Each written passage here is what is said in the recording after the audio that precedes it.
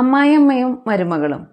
സാധാരണ ഒരു വീട്ടിൽ അമ്മായിയമ്മയും മരുമകളും തമ്മിൽ പ്രശ്നങ്ങളുണ്ടാവുമ്പോൾ ആ വീട്ടിലുള്ള പുരുഷനെ സംബന്ധിച്ചിടത്തോളം അതൊരു നിസ്സാര കാര്യമാണ്. ഇതിപ്പോൾ അത്ര വലിയ കാര്യമൊന്നുമല്ല, എല്ലാ വീട്ടിലും നടക്കണതല്ലേ എന്ന് വളരെ നിസ്സാരമായിട്ടായിരിക്കും അവർ ചിന്തിക്കുക. പക്ഷേ ആ വീട്ടിലുള്ള സ്ത്രീകൾ, പ്രത്യേകിച്ച് മരുമകൾ, അവർക്കതൊരു യുദ്ധമായിരിക്കും. അത് മനസ്സിലാക്കാനുള്ള കഴിവ് ആ വീട്ടിലെ പുരുഷന്മാർക്കില്ല. പലപ്പോഴും നിങ്ങൾ തനിച്ചിരുന്ന് കരഞ്ഞിട്ടുണ്ടാവാം, സ്വയം ചോദ്യങ്ങൾ ചോദിച്ചിട്ടുണ്ടാവാം. എന്തുകൊണ്ടാണ് അമ്മായിയമ്മ എന്നോട് ഇങ്ങനെയൊക്കെ പെരുമാറുന്നത്? ഞാൻ എന്ത് തെറ്റാണ് ചെയ്തത്? ഞാൻ എന്ത് ചെയ്താലും കുറ്റം മാത്രമാണ് പറയണത്. എന്തുകൊണ്ടാണ് എന്നെ ഇഷ്ടപ്പെടാത്തത്? എൻ്റെ ലൈഫ് എന്താണ് ഇങ്ങനെ ആയത്? ഇങ്ങനെ നിങ്ങളിൽ പലരും പലപ്പോഴും ചിന്തിച്ചിട്ടുണ്ടാവും. അമ്മായിയമ്മയും മരുമകളും തമ്മിലുള്ള പ്രശ്നം അത് വെറുമൊരു വഴക്കല്ല. ഒരു സ്ത്രീയുടെ ആത്മാഭിമാനമാണ് ഇങ്ങനെയുള്ള സന്ദർഭങ്ങളിൽ പലപ്പോഴും ചോദ്യചിഹ്നമായി മാറുന്നത്. കേൾക്കാൻ ആളില്ലാത്തത് കൊണ്ട് മാത്രം പങ്കുവയ്ക്കാൻ കഴിയാതെ പോയ നിങ്ങൾ പലരുടെയും മനസ്സിനേറ്റ മുറിവുകൾ, മുറിവേറ്റ മനസ്സിൽ തളം കെട്ടി നിൽക്കുന്ന വേദനകൾ ഇനിയും മുറിവേൽക്കപ്പെടരുത്. ഏറ്റ മുറിവുകൾ ഉണങ്ങണം. എന്തുകൊണ്ടാണ് അമ്മായിയമ്മ ഇങ്ങനെ പെരുമാറുന്നത് എന്നാണ് നിങ്ങൾ ആദ്യം മനസ്സിലാക്കേണ്ടത്. ഒരു രാജ്യം ഭരിക്കുന്ന രാജ്ഞിയെപ്പോലെയാണ് പല അമ്മായിയമ്മമാരും ഉള്ളത്. നിങ്ങൾ ആ വീട്ടിലേക്ക് കയറി വരുന്നത് വരെ ആ വീട്, അവിടുത്തെ അടുക്കള, മകൻ്റെ ഇഷ്ടാനിഷ്ടങ്ങൾ എല്ലാം അവരുടെ നിയന്ത്രണത്തിലായിരുന്നു. പെട്ടെന്നൊരു ദിവസം ഒരു മാറ്റം വരുമ്പോൾ അത് അംഗീകരിക്കാൻ അവരുടെ മനസ്സ് അനുവദിക്കുന്നില്ല. നിങ്ങൾ അടുക്കളയിലേക്ക് ചെന്നു. സാധാരണ വയ്ക്കാറുള്ള സ്ഥലത്ത് നിന്നും മാറ്റി പഞ്ചസാര ടിന്ന് വേറൊരു സ്ഥലത്ത് വെച്ചു. അമ്മായിയമ്മയെ സംബന്ധിച്ചിടത്തോളം ഇത് വെറുമൊരു സ്ഥലമാറ്റമല്ല, തൻ്റെ അധികാരത്തിൻ്റെ മേലുള്ള കടന്നുകയറ്റമായിട്ടാണ് അവർക്ക് തോന്നുക. ഈ തോന്നൽ നിങ്ങളോടുള്ള ദേഷ്യമായി മാറും. മകന് ഏറ്റവും കൂടുതൽ തന്നെ മാത്രമേ സ്നേഹിക്കാൻ കഴിയൂ, അല്ലെങ്കിൽ ഏറ്റവും കൂടുതൽ സ്നേഹിക്കേണ്ടത് തന്നെ മാത്രമാണ് എന്നൊരു വിശ്വാസം ഇവരുടെ ഉള്ളിലുണ്ട്. മകൻ ജോലി കഴിഞ്ഞ് വരുമ്പോൾ ആരുടെ അടുത്തേക്കാണ് ആദ്യം പോകുന്നത്, ആരാണ് ആദ്യം ചായ കൊടുക്കുന്നത് എന്നിങ്ങനെയുള്ള ചെറിയ ചെറിയ കാര്യങ്ങളിൽ പോലും മത്സരിക്കുന്നത് താനാണ് ഇപ്പോഴും ഒന്നാമത് എന്ന് കാണിക്കാൻ വേണ്ടിയാണ്. സത്യത്തിൽ ഈ അമ്മ ഇങ്ങനെ പെരുമാറുന്നതിൻ്റെ കാരണം ഭാര്യ വന്നതോടെ മകൻ്റെ മനസ്സിൽ തൻ്റെ സ്ഥാനം രണ്ടാമതായോ എന്ന ഭയമാണ്. അമ്മായിയമ്മയെ സംബന്ധിച്ചിടത്തോളം തൻ്റെ സ്ഥാനം പിടിച്ചടക്കാൻ വന്ന എതിരാളിയായിട്ടാണ് മരുമകളെ കാണുന്നത്. ഈ ഭയമാണ് അവരെ നിങ്ങളോട് കുറ്റപ്പെടുത്താനും ദേഷ്യപ്പെടാനും പ്രേരിപ്പിക്കുന്നത്. പല അമ്മമാരുടെയും ലോകം അവരുടെ മകനായിരിക്കും. മകൻ്റെ ഇഷ്ടാനിഷ്ടങ്ങൾ നോക്കി മകന് വേണ്ടി മാത്രം ജീവിക്കുന്ന ഒരമ്മ. മകൻ്റെ ജീവിതത്തിലേക്ക് മറ്റൊരു സ്ത്രീ കയറി വരുമ്പോൾ ഇനി തനിക്കവിടെ റോളില്ല എന്ന തോന്നൽ അവരെ ഭയപ്പെടുത്തും. മകൻ മരുമകളെ സ്നേഹിക്കുന്നത് കാണുമ്പോൾ തന്നോടുള്ള സ്നേഹം കുറഞ്ഞു എന്ന് അവർ വിശ്വസിക്കും. മകൻ്റെ സ്നേഹം പങ്കുവയ്ക്കുന്നത് അംഗീകരിക്കാൻ അവരുടെ മനസ്സനുവദിക്കില്ല. ഇതൊന്നും പോരാഞ്ഞിട്ട് ആ അമ്മയ്ക്ക് ചുറ്റും കുറച്ച് പേരുണ്ടാവും, ബന്ധുക്കളും സ്വന്തക്കാരും അയൽവക്കക്കാരും ഒക്കെയായിട്ട്. ഭാര്യ വന്നു കഴിഞ്ഞാൽ മകൻ പിന്നെ ഇങ്ങനെയാവും, അങ്ങനെയാവും, മരുമകൾ ഇങ്ങനെയായിരിക്കും എന്നൊക്കെ പറഞ്ഞ് എരിതീയിൽ എണ്ണയൊഴിക്കാനായിട്ട്. ഇവിടെ നിങ്ങൾക്ക് ചെയ്യാൻ കുറച്ച് കാര്യങ്ങളുണ്ട്. പ്രതീക്ഷകൾ കുറയ്ക്കുക. നമ്മുടെ സങ്കടങ്ങളുടെ പ്രധാന കാരണം അമിതമായ പ്രതീക്ഷകളാണ്. കല്യാണം കഴിഞ്ഞ് വരുമ്പോൾ എൻ്റെ അമ്മയെപ്പോലെ തന്നെയായിരിക്കും ഇവിടുത്തെ അമ്മയും, എന്നെ മോളെപ്പോലെ കാണും എന്ന് കരുതും. ഇതൊക്കെ സിനിമയിലും സീരിയലിലും മാത്രമേ നടക്കൂ. റിയൽ ലൈഫിൽ നടക്കാനുള്ള സാധ്യത വളരെ കുറവാണ്. ഇവിടെ നിങ്ങൾ മനസ്സിലാക്കേണ്ടത്, നിങ്ങളുടെ അമ്മ എന്ന് പറയുന്നത് 20-25 വർഷമായി നിങ്ങളെ അറിയുന്ന, നിങ്ങളെ മനസ്സിലാക്കുന്ന ആളാണ്. പക്ഷേ അമ്മായിയമ്മയ്ക്ക് ആഴ്ചകളുടെയോ മാസങ്ങളുടെയോ പരിചയം മാത്രമേ ഉണ്ടാവൂ. നിങ്ങൾക്ക് ഒരു പനി വന്നു. നിങ്ങൾ കിടക്കുമ്പോൾ നിങ്ങളുടെ അമ്മ നിങ്ങളുടെ അടുത്ത് വന്ന് കൈവച്ച് നോക്കും, പനിക്കുണ്ടോ ഇല്ലയോ എന്ന്. പക്ഷേ ഇത് അമ്മായിമ്മ ചെയ്യും എന്ന് പ്രതീക്ഷിക്കരുത്. നീ മരുന്ന് കഴിച്ചോ എന്ന് മാത്രമായിരിക്കും അവർ ചോദിക്കുക. എൻ്റെ അടുത്ത് വന്ന് എന്നെ തൊട്ടു നോക്കിയില്ല, അതുകൊണ്ട് എന്നോട് സ്നേഹമില്ല എന്ന് വിചാരിക്കാൻ നിൽക്കാതെ മരുന്ന് കഴിച്ചില്ലേ എന്നെങ്കിലും ചോദിച്ചില്ലേ, അത് തന്നെ വലിയൊരു കാര്യം എന്ന് ചിന്തിക്കുക. അവർ നിങ്ങളെ സ്നേഹിക്കണം എന്ന് നിർബന്ധം പിടിക്കരുത്. അവർ നിങ്ങളെ ബഹുമാനിക്കണം, അതാണ് വേണ്ടത്. അവരെനിക്ക് നല്ലൊരു അമ്മയാവണ്ട, നല്ലൊരു അമ്മായിയമ്മ ആയാൽ മതി എന്ന് ചിന്തിച്ചാൽ നിങ്ങളുടെ പകുതി നിരാശ കുറയും. മുൻവിധികൾ ഒഴിവാക്കുക. അമ്മായിയമ്മ ഒരു വില്ലത്തിയാണ് എന്ന് ഓൾറെഡി മനസ്സിൽ ഉറപ്പിച്ചു കഴിഞ്ഞാൽ അവർ പറയുന്ന സാധാരണ കാര്യങ്ങൾ പോലും നിങ്ങൾക്ക് തെറ്റായിട്ടേ തോന്നും. സാമ്പാറിൽ ഉപ്പ് കുറഞ്ഞു എന്ന് പറഞ്ഞാൽ ദാ എന്നെ കുറ്റം പറയുന്നു എന്നേ നിങ്ങൾക്ക് തോന്നൂ. ഇത്തരം സന്ദർഭങ്ങളിൽ പ്രശ്നങ്ങൾ വലുതായാൽ അതിന് നിങ്ങളൊരു കാരണമാകാറുണ്ടോ എന്ന് ചിന്തിച്ചു നോക്കുന്നത് നല്ലതാണ്. മൗനം. ചില സമയങ്ങളിൽ മറുപടി കൊടുക്കാതിരിക്കുന്നതാണ് ഏറ്റവും നല്ല മറുപടി. പലപ്പോഴും വീടുകളിൽ വഴക്ക് വലുതാകുന്നതിൻ്റെ പ്രധാന കാരണം ഒരാൾ പറയുന്നതിന് മറ്റൊരാൾ മറുപടി കൊടുക്കുന്നതാണ്. അമ്മായിയമ്മയുടെ വാക്കുകൾ തീപ്പൊരിയാണെങ്കിൽ നിങ്ങളുടെ മറുപടി അതിലേക്ക് ഒഴിക്കുന്ന പെട്രോളാണ്. ആശയവിനിമയം. ഒരു പുരുഷനെ സംബന്ധിച്ചിടത്തോളം ഭാര്യയും അമ്മയും പ്രിയപ്പെട്ടവരാണ്. ഇതിൻ്റെ ഇടയിൽ കിടന്ന് ശ്വാസം മുട്ടുന്നവരാണ് പല ഭർത്താക്കന്മാരും. ഇവിടെ പരാതികൾ പറയുന്നതിന് പകരം വികാരങ്ങൾ പറയാം. നിങ്ങളുടെ അമ്മ എന്നെ ഇങ്ങനെയൊക്കെ പറഞ്ഞു എന്ന് പരാതി പറയുന്നതിന് പകരം അമ്മ എന്നെ ഇങ്ങനെയൊക്കെ പറഞ്ഞപ്പോൾ എനിക്കത് സങ്കടമായി എന്ന് പറയുന്നത് കൂടുതൽ ഫലം ചെയ്യും. ഭർത്താവിനോട് പരാതികൾ പറയുമ്പോൾ അത് തന്നെയും തൻ്റെ അമ്മയെയും തെറ്റിക്കാനും ശത്രുവാക്കാനും വേണ്ടിയാണ് എന്നാണ് അദ്ദേഹത്തിന് തോന്നുക.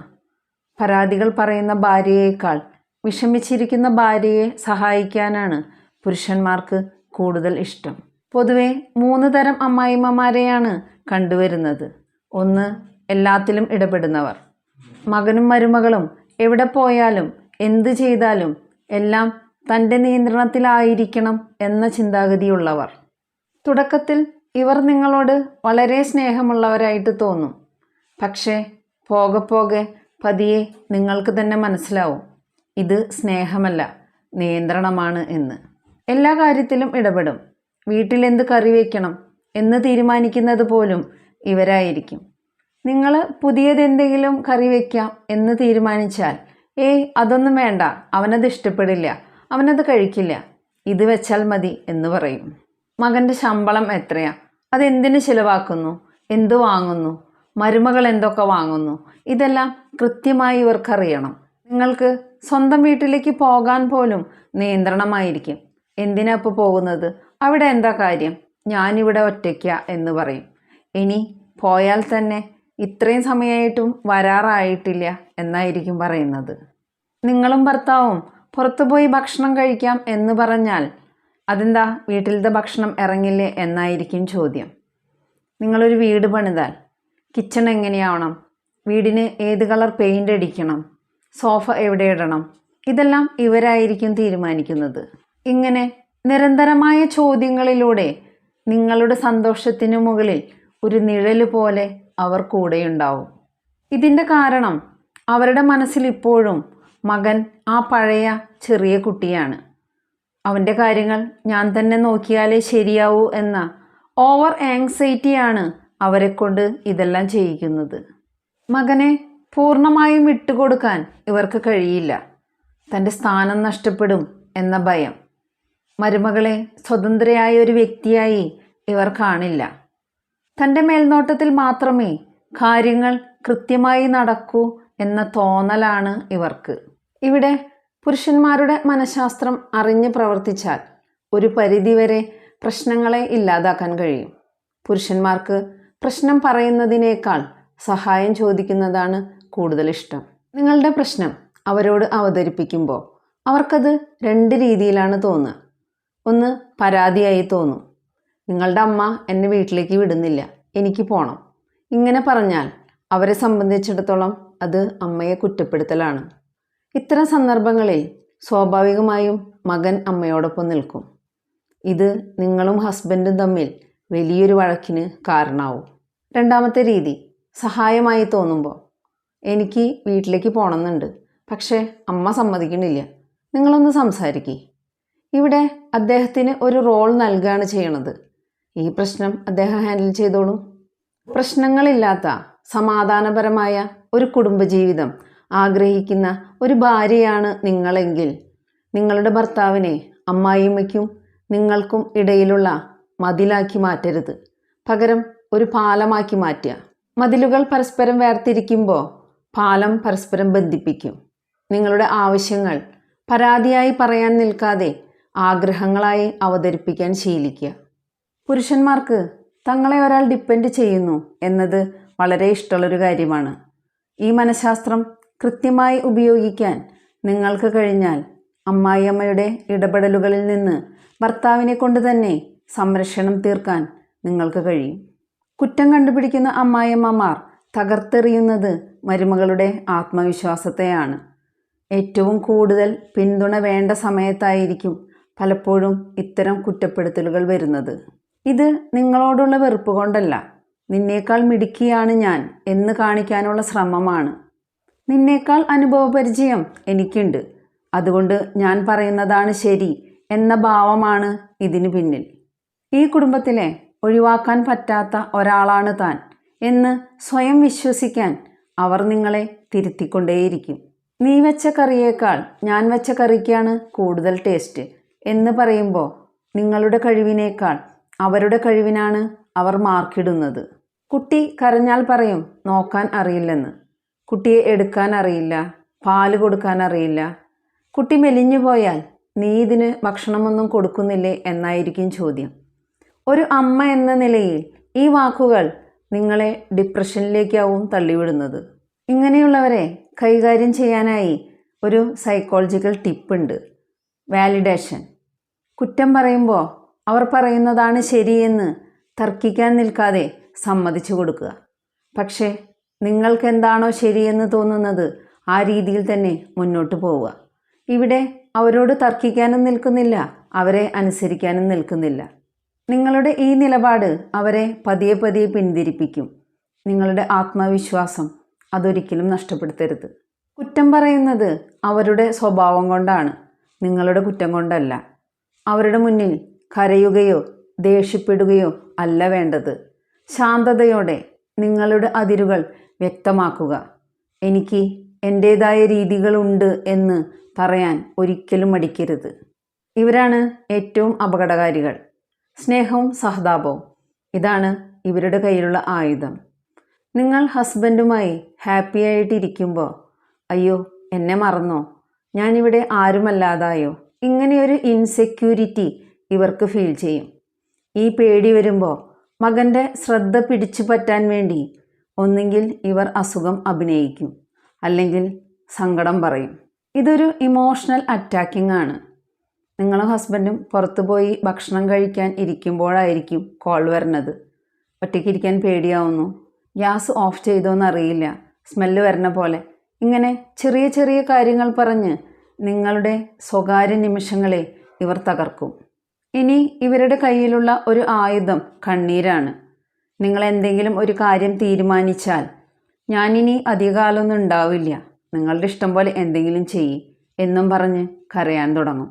ഒരുമിച്ചൊരു സിനിമയ്ക്ക് പോകാൻ തീരുമാനിച്ച് പുറത്തേക്ക് ഇറങ്ങുന്ന സമയത്തായിരിക്കാം അമ്മായിമ്മ ഒരു മൂലയിൽ പോയിരിക്കണത്. എന്ത് പറ്റിയെന്ന് ചോദിച്ചാൽ ഒന്നുമില്ല, നിങ്ങൾ പോയിക്കോ, ഒരു സുഖമില്ലാത്ത പോലെ, എന്തെങ്കിലും ഉണ്ടെങ്കിൽ അയൽവക്കത്തുള്ളവരെ വിളിക്കാം എന്ന് പറയും. ഇത് കേൾക്കുന്ന മകന് പിന്നെ പോകാൻ തോന്നില്ല. അയാളുടെ ഉള്ളിൽ കുറ്റബോധം നിറയ്ക്കുക, അതാണ് അവരുടെ ലക്ഷ്യം. നിങ്ങളും ഹസ്ബൻഡും റൂമിലിരുന്ന് ചിരിക്കുകയോ സംസാരിക്കുകയോ ചെയ്യുന്നത് കാണുമ്പോൾ അടുക്കളയിൽ പാത്രങ്ങൾ വലിയ ശബ്ദത്തോടെ വയ്ക്കുന്നത് കേൾക്കാം, അല്ലെങ്കിൽ ടിവിയുടെ വോളിയം കൂടുന്നത് കാണാം. നിങ്ങൾ ഭർത്താവിനോടൊപ്പം സമയം ചിലവഴിക്കുന്നത് കാണുമ്പോൾ അത് ഇവർക്ക് സഹിക്കാൻ കഴിയില്ല. ഇതൊക്കെ കാണുമ്പോൾ സ്വാഭാവികമായും നിങ്ങൾ പ്രതികരിക്കും. പക്ഷേ അവർക്ക് വേണ്ടത് നിങ്ങളുടെ ശ്രദ്ധയാണ്. നിങ്ങൾ അവരോട് ദേഷ്യപ്പെട്ടാലും അവർക്ക് സന്തോഷമേ ഉണ്ടാവൂ. കാരണം അപ്പോഴും നിങ്ങളെ അവർ നിയന്ത്രിക്കുകയാണ് ചെയ്യണത്. ഇതിനെ എതിർക്കാൻ ഒറ്റ വഴിയേ ഉള്ളൂ: അവഗണന. പക്വതയോടെ അവഗണിക്കുക. അവരുടെ നാടകങ്ങൾക്ക് നിങ്ങൾ കാണികളാകരുത്. കാണികളില്ലാതായാൽ നാടകം താനേ അവസാനിക്കും. സ്വകാര്യത ആഗ്രഹിക്കുന്നത് സ്വാർത്ഥതയല്ല. വിവാഹം എന്നത് 3 പേരുടെ ബന്ധമല്ല, 2 പേരുടെ ജീവിതമാണ്.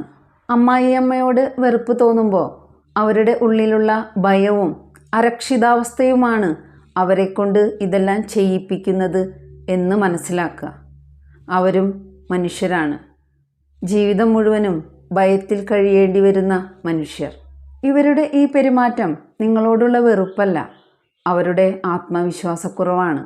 താൻ ഒറ്റപ്പെട്ടു പോകുമോ എന്ന ഭയത്തിലാണ് ഈ ദേഷ്യവും വെറുപ്പുമൊക്കെ വരുന്നത്. അവർക്ക് നിങ്ങളുടെ സ്ഥാനം തട്ടിയെടുക്കാനല്ല, മറിച്ച് തങ്ങളുടെ സ്ഥാനം നഷ്ടപ്പെട്ടു പോകുമോ എന്ന ഭയമാണ്. അവരെ വെറുത്ത് നിങ്ങളുടെ മനസ്സിൻ്റെ സമാധാനം കളയരുത്. സ്നേഹം നൽകുക എന്നാൽ ആത്മാഭിമാനം പണയം വയ്ക്കുക എന്നല്ല. അതിർവരമ്പുകൾ നിശ്ചയിക്കുക എന്നത് നിങ്ങളുടെ അഹങ്കാരമല്ല, നിങ്ങളുടെ മനസ്സിൻ്റെ ആരോഗ്യത്തിനുള്ള മരുന്നാണ്. നിങ്ങളുടെ സന്തോഷത്തിനു വേണ്ടി, നിങ്ങളുടെ കുട്ടികളുടെ മനസമാധാനത്തിനു വേണ്ടി നോ പറയേണ്ടിടത്ത് നോ പറയാൻ പഠിക്കണം. മാറ്റം മറ്റുള്ളവരിൽ നിന്ന് പ്രതീക്ഷിക്കുന്നതിനേക്കാൾ നല്ലത് നിങ്ങളുടെ കാഴ്ചപ്പാടിൽ മാറ്റം വരുത്തുന്നതാണ്.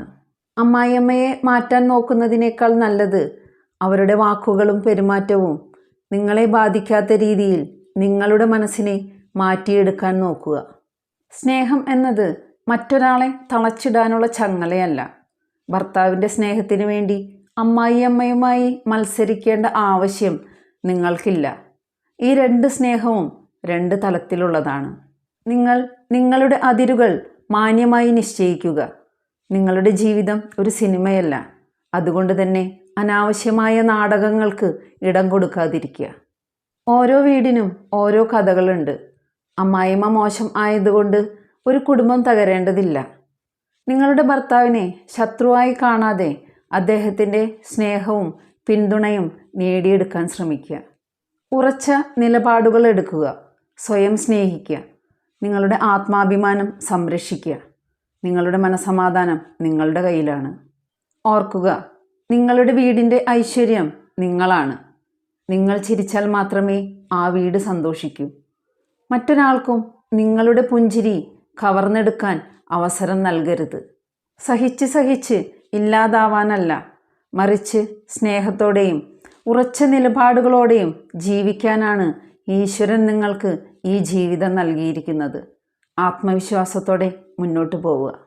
വാക്കുകൾ കൊണ്ട് മുറിവേൽക്കപ്പെടുമ്പോഴും സ്വന്തം വീട്ടിൽ അതിഥിയെപ്പോലെ കഴിയേണ്ടി വരുമ്പോഴും നിങ്ങൾ അനുഭവിക്കുന്ന ആ വേദന മനസ്സിലാക്കുന്ന നിങ്ങളെപ്പോലെ ഒരുപാട് പേർ നിങ്ങളുടെ ചുറ്റുമുണ്ട്, നിങ്ങളോടൊപ്പമുണ്ട്. തകരരുത്, തളരരുത്, ധൈര്യമായിരിക്കൂ. നിങ്ങൾ തനിച്ചല്ല. വീഡിയോ ഇഷ്ടപ്പെട്ടാൽ ലൈക്ക് ചെയ്യാനും ഹൈപ്പ് ചെയ്യാനും കമൻറ്റ് ചെയ്യാനും ഷെയർ ചെയ്യാനും മറക്കരുത്. പുതിയൊരു കണ്ടൻറ്റുമായി അടുത്ത വീഡിയോയിൽ കാണാം.